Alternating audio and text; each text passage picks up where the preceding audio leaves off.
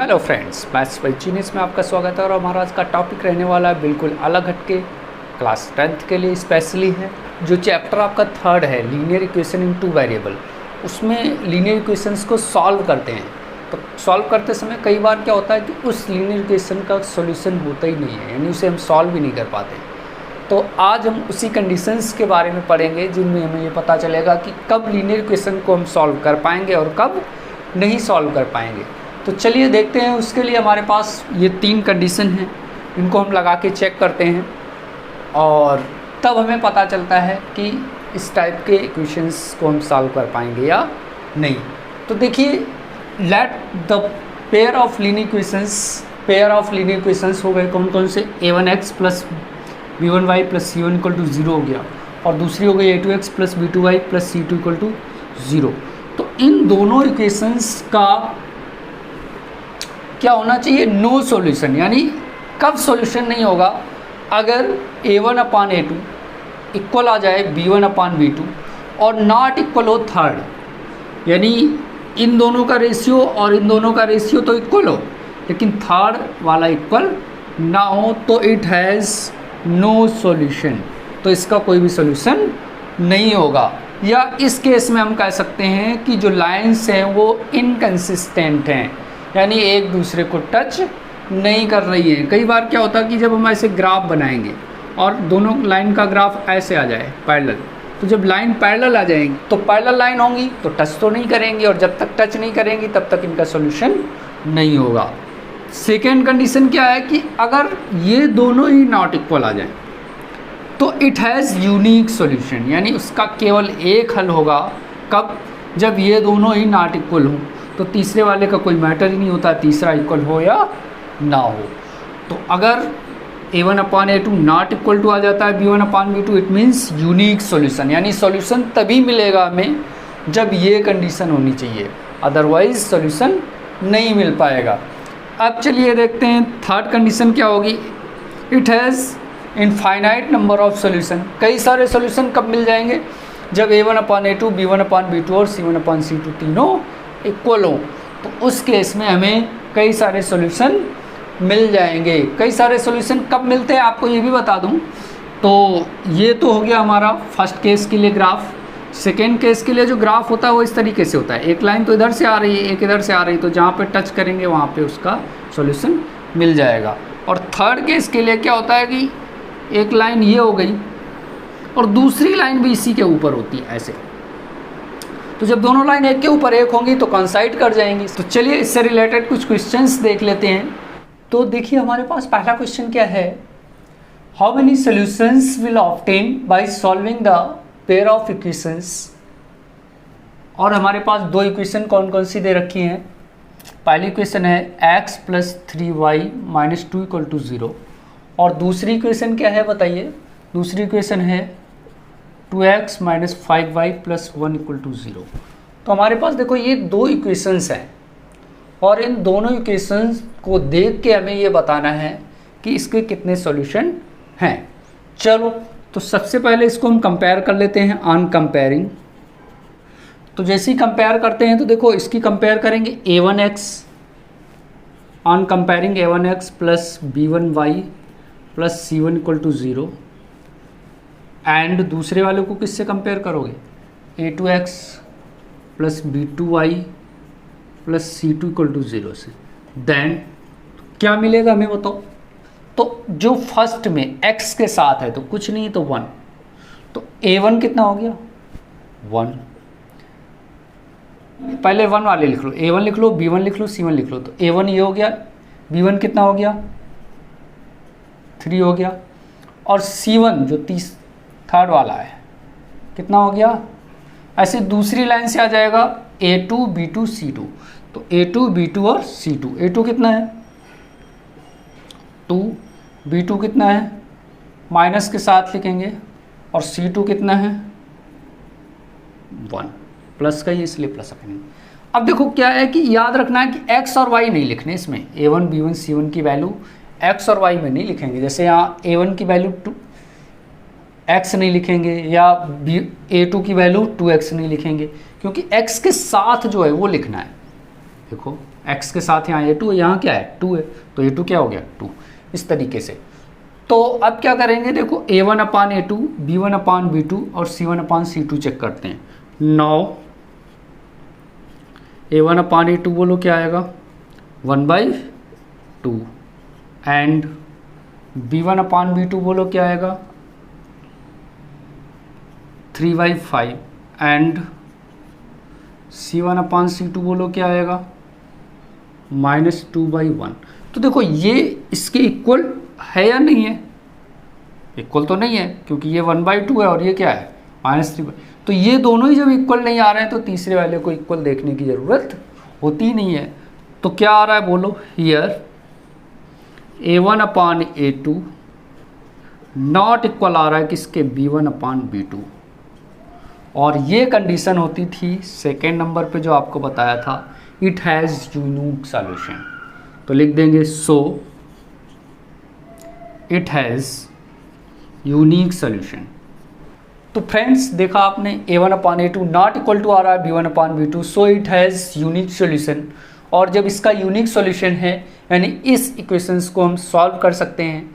Unique solution का मतलब इनका केवल एक ही हल है, और जब इसे हम सॉल्व कर सकते हैं तो सॉल्व करने के लिए इसको तीन तरीके हैं, एक है सब्स्टिट्यूशन मेथड, एलिमिनेशन मेथड और क्रॉस मल्टीप्लिकेशन मेथड। तो इनके लिए हमने पहले से ही सेपरेट वीडियो बना के डाल रखे हैं कि इसे आप सॉल्व कैसे करेंगे। तो उसके लिए आप चाहो तो डिस्क्रिप्शन में लिंक हमने दे रखा है। लीनियर इक्वेशन इन 2 वेरिएबल्स होती है, उनको सॉल्व करने के लिए क्रॉस मल्टीप्लिकेशन मेथड या एलिमिनेशन मेथड की वीडियो आप वहाँ से देख सकते हैं। अब चलिए चलते हैं हम नेक्स्ट क्वेश्चन की तरफ। तो देखिए हमारा दूसरा क्वेश्चन क्या है, दूसरा क्वेश्चन है हमारे पास what value of k for the pair of linear equations this and this has unique solution. तो हमारे पास जो पेयर ऑफ इक्वेशंस हैं वो क्या है, kx - 2y = 3 है, और दूसरी इक्वेशन है हमारे पास 3x + y = 5 है।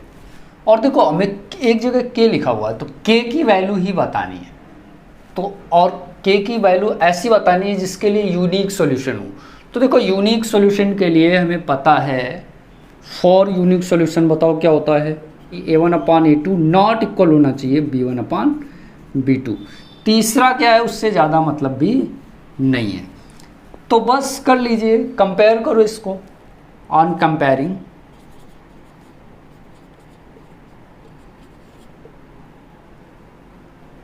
कंपेयर करोगे किससे, a1x + b1y + c1 = 0 से, एंड a2x + b2y + c2 = 0 से।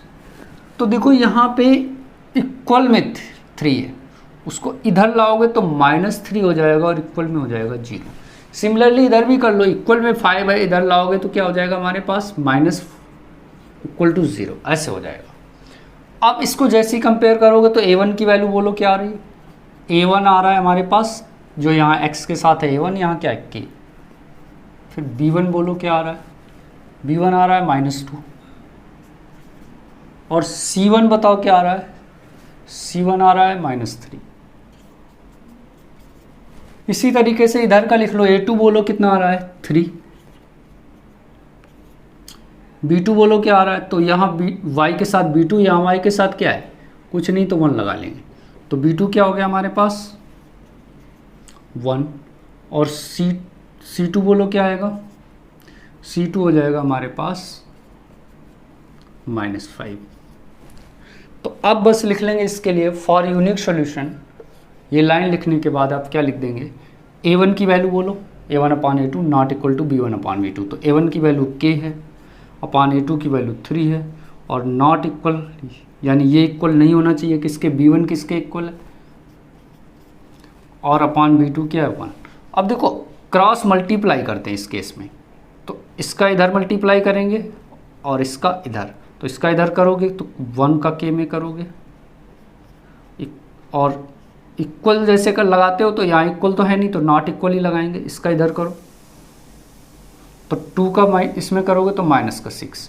तो k की वैल्यू देखो, k का 1 में करोगे तो k ही आ जाएगा, तो तो k नॉट इक्वल टू -6, यानी सॉल्यूशन होने के लिए k की वैल्यू -6 नहीं होनी चाहिए। तो आपको पता चला कि हम यूनिक सॉल्यूशन के लिए k की वैल्यू किस तरीके से निकाल सकते हैं। और यहाँ इक्वल नहीं लगाना है, नॉट इक्वल है तो नॉट इक्वल ही लगाना है, ठीक है। तो अब चलिए चलते हैं हम नेक्स्ट क्वेश्चन की तरफ।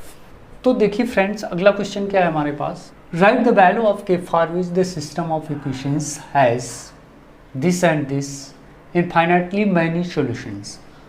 तो लिख लीजिए सिस्टम ऑफ इक्वेशंस की जो दो लीनियर इक्वेशन है वो कौन कौन सी हैं। 2x - y = 5 है और दूसरी इक्वेशन है 6x + ky = 15।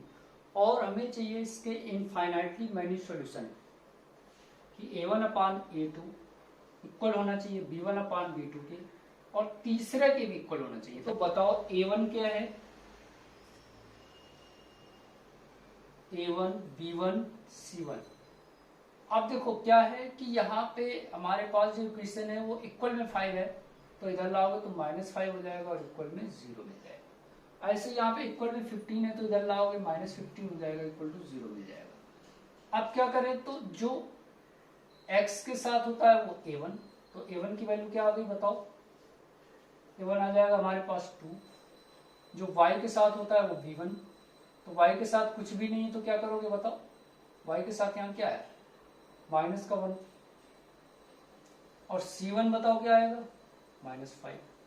ऐसे ही a2 b2 और c2 बोलो, तो a2 हो गया 6, b2 हो गया k और c2 हो गया -15। मतलब a1 बताओ क्या है 2/a2 बोलो क्या है 6 equal to b1 -1/b2 k equal to c1 कितना क्या है -5 और ये है अपान -15। तो इसको हम काट देंगे, ये आ जाएगा 1/3, यहाँ माइनस से माइनस काट देंगे और 5 से 5 भी काट देंगे तो ये भी 1/3। तो देखो आ रहा है 1/3 equal to -1/k equal to 1/3। तो ये देखो ये तो इसके इक्वल मिल रहा है। अब इन दोनों को ले लेते हैं तो k की वैल्यू निकल जाएगी। तो इसका इधर क्रॉस मल्टीप्लाई और इसका इधर, तो इसका इधर मल्टीप्लाई करोगे तो k का 1 में किया k और इसका इधर करोगे तो -3। तो क्या आ गया हमारे पास, k की वैल्यू आ गई -3।